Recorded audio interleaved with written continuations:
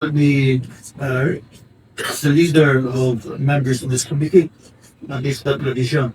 So hopefully under this your watch, this ILO Convention 188, the Fishing Convention of 2007, will see it ratified. That being said, Mr. Chair, my apologies. I just been on the Mindanao block, and Mindanao, suddenly fishing is very, very much a big industry, especially in Jensan. And that being said, Mr. Chair, what we're going to do here is actually just to not to apply, but actually calling for the immediate ratification of the government for International Labour Convention 188. Ang trabaho talaga dito is actually the Senado. And of course, Chairman, Presidente. And I'd just like to put it out there because yung mga level in the needs later on will be in the enabling law. That we've done it so many times. In fact, TUCP has already generated dito mga bagay pa.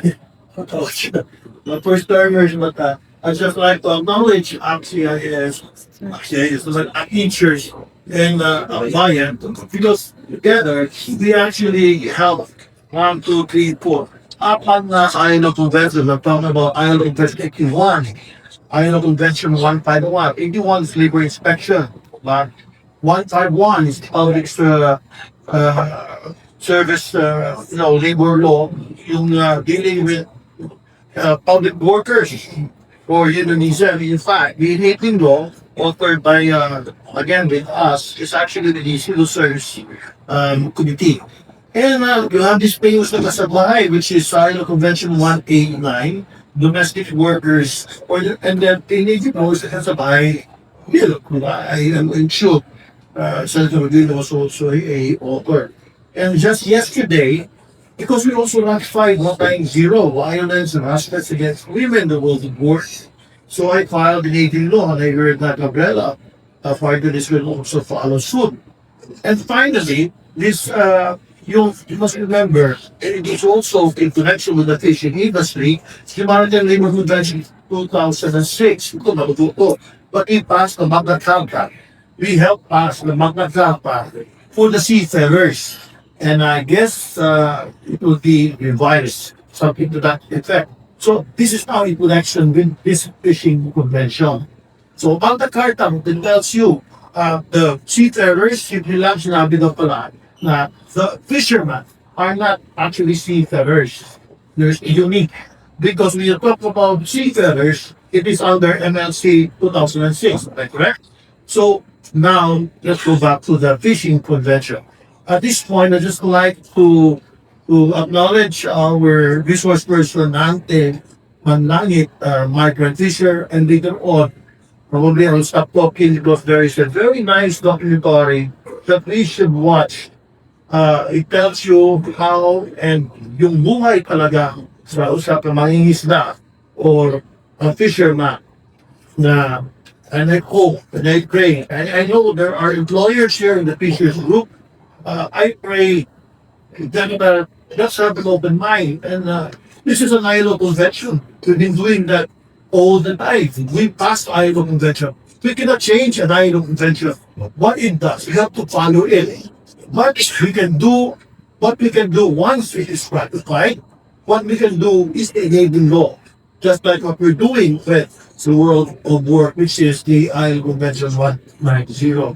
Mr. Chair, to save billions of Filipinos in the fishing industry and countless more in foreign commercial fishing vessels from the horrors of endless exploitation, poverty, wages, uncertainty in job security, dignity and social protection. EUCP proudly sponsors House Resolution 133, calling on President BBM to immediately ratify ILO Convention number 188, the Work in Fishing Convention, which was ratified way back 18 years na ito, 2007. At home, Filipino fishers are trapped with poverty, working in industrial partners rather than employees of fishing companies, hence depriving them of full rights, benefits of regular employment. They labor under grueling conditions, horrific sometimes, I hope that this can be rectified, in small fishing vessels with little or no opportunity to rest and sleep, eat nutritious meals, and drink clean water. Their blood, sweat, and tears fill the hopes and markets with catch, yet they are left with crops when way below minimum wage, and worse, nothing to bring home for the families due to age death. Ito, madali, that's how it happens on these lines. Wage, death, absence of social security protection, simple lang, basic lang, ito ang mga basic eh, Mr. Chair. SSS, PhilHealth, pag-ibig. This is despite the fact that our fishing industry produces 4.97 million tons of seafood annually, or 3.3% of the total world's catch, produces 273.41 billion pesos in 2020, or 1.52% of the country's GDP, and employing 12.59% of the entire agriculture, fishery, forestry sector labor force, and around 5% of the country's labor force. Now, Mr. Chair, I would like to read these several paragraphs because I would like very much na panood natin yung video. So I will just then, you know, lastly, Mr. Chair, that back in 18th Congress, the House of Representatives adopted House Resolution 16A, authored by TUCP Party-list strongly urging for its ratification. Now, in the 20th Congress, nila natapos, TUCP it was adopted in the last time, in the 18th Congress, not in the 18th Congress, not in the 19th. The TUCP Party-list strongly reiterated the imperative of ratifying ILO Convention 188 to ensure the improved occupational safety, health, instead of overly long, extending working hours on board fishing vessels.